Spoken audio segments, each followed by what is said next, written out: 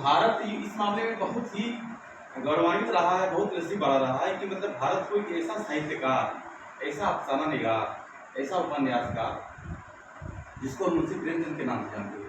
इन्होंने पहले धनपत राय के नाम से लिखा, फिर नवाब राय के नाम से लिखा, तमाम नाम बदले अतीत काल में इन्होंने, क्योंकि तमाम तरह की शक्तियाँ थी जो दबाव डालती थी इनके ऊपर।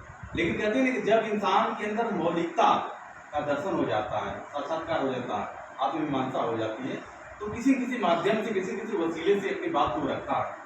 और वो व्यक्ति अगर साहित्यकार है, शायर है, कवि है, विचारक है, चिंतक है, समीक्षक है, दूरदर्शी है, पारदर्शी है, तब तो कहने ही है। तो भारत इतनी महान विभूति के पार में धन्य हुआ।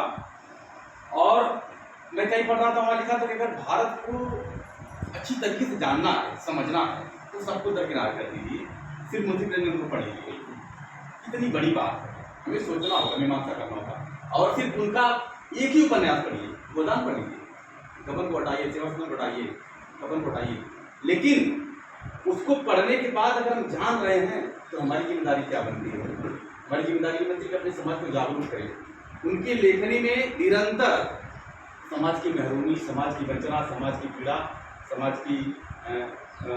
समाज का दुख, समाज का दर्द, सब कुछ रख रहा है। निरंतर वो समाज को नया रास्ता, नई मिसाल, नए रास्ते बताते हुए आगे बढ़ रहे हैं और अपने नाम को उस मुकाम में लाकर स्थापित करते हैं जहाँ पे कोई नहीं पहुँच पाता।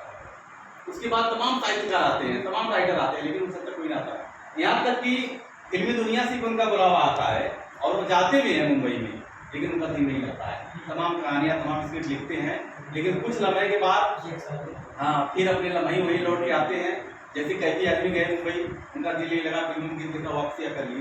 तो जो मौलिकता, जो दर्शन, जो चेतना, जो मीमांसा, जो समीक्षा, जो दूरदर्शिता हमें उन्होंने दिया, वो हमारे जीवन के लिए हमेशा काम आएगा। और आज का जो मौलिक वक्त चल रहा है, जो समय चल रहा है, जो तकाजा है, जो हालात हाजरा है, अगर उस दौर से देखा जाए, अगर मुंशी प्रेमचंद को पढ़ा जाए, उनको महसूस किया जाए, उनके तमाम कलम को उपन्यासों में पढ़ा जाए, तो हमें तमाम रास्ते मिलेंगे, तमाम ऊर्जा मिलेगी। हम आंदोलन करेंगे, हम सच के लिए लड़ेंगे, हक की बात करेंगे, डरेंगे नहीं, भयभीत नहीं होंगे।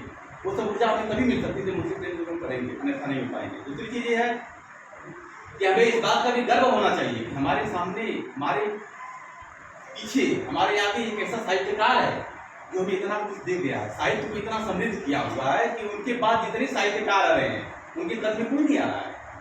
महिला आचार्य लिख रहे हैं, रेणु जी लिख रहे हैं, यशपाल जी लिख रहे हैं, तमाम तरह की महिलाओं में तमाम साहित्यकार आ रहे हैं, लेकिन उनके कद के बराबर, उनके हद के बराबर कोई नहीं पहुँच रहा है। इसलिए